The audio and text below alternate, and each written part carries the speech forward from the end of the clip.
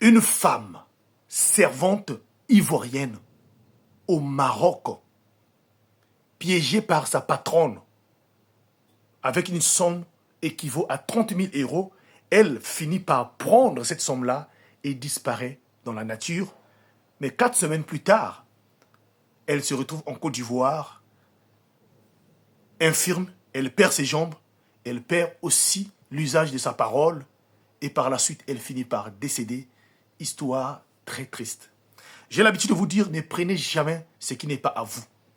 Beaucoup de personnes qui sont dans les sectes, dans des voies mystiques, ont des stratégies compliquées.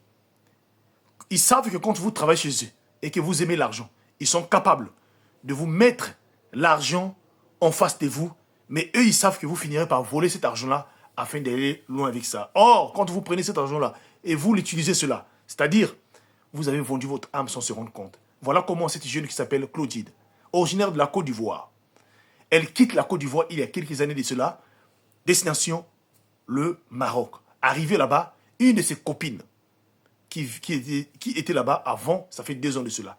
Cette dernière travaillait déjà aussi en tant que servante. C'est elle qui va l'héberger et qui va l'aider à trouver du travail par rapport à ses relations là-bas. Et très vite, Clotilde va trouver son premier boulot. Aller travailler dans la maison d'une femme très riche. Une femme très riche là-bas. Que Clotilde devait s'occuper alors, les nettoyages, faire des choses de la cuisine, voilà. Et ça se passait très très bien. Plusieurs fois, pendant que Clotilde était en train de nettoyer, on a retrouvé plusieurs sommes. Parfois 1000, une somme qui vaut 1000 euros traîner là, elle prend ça, elle le remet auprès de sa patronne. Donc la patronne avait confiance envers elle. Clotilde, on a mis du temps là-bas dans cette maison-là pendant au moins 3 mois. Un jour, donc quand elle voyait cela, elle rentrait à la maison, elle expliquait aussi l'histoire auprès de sa copine. Sa copine qui l'avait aidée. Sa copine lui disait, si c'était moi à ta place, si je trouve même 2000 euros, une somme, une belle somme, je prends ça et je me casse. Et chaque fois, c'était comme ça. Et cela a fini par s'installer dans la tête de Clotilde. Puisque sa copine parlait de ça tous les jours à la maison. Un jour, elle est allée au boulot. Alors voilà, au moment qu'elle est en train de travailler, elle est rentrée pour vouloir nettoyer la chambre donc de sa patronne, alors que cette dernière n'était pas là. Et par la grande surprise, elle va tomber sur un petit sac qui était rempli d'une belle somme d'argent. Et à l'intérieur, il y avait que les héros qui étaient à l'intérieur. Une somme équivaut pratiquement à 30 000 euros. Cette dernière n'a pas réfléchi. Elle a entendu tout juste les paroles venant de sa copine. Si c'était moi à ta place, je vais prendre cela. Voilà comment Clotilde n'a pas pu réfléchir d'une autre manière. Elle a pris cette sac-là, elle a regardé de gauche à droite, elle sort là, elle dit donc au gardien qui était devant la porte de lui rendre un service, de lui chercher un marteau.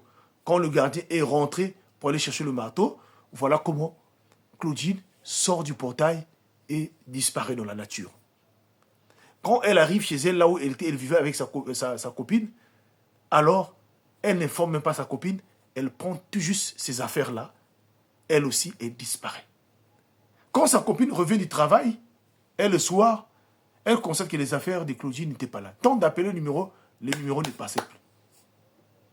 Les numéros ne passaient plus. Aucune personne ne pouvait savoir qu'est-ce qui s'est passé. La patronne aussi, quand elle est rentrée, la Marocaine, n'a pas bougé un doigt, n'a pas parlé ni chez le gardien. Voilà, Clotilde se retrouve en Côte d'Ivoire. Après une semaine, elle appelle donc sa copine pour dire à sa copine, je suis en Côte d'Ivoire. C'est là où elle finit donc à expliquer à sa copine ce qui s'est passé là-bas au Maroc. Sa copine était tellement intriguée et dit, envoie-moi ma part. Elle dit, non, je vais t'envoyer et reste calme.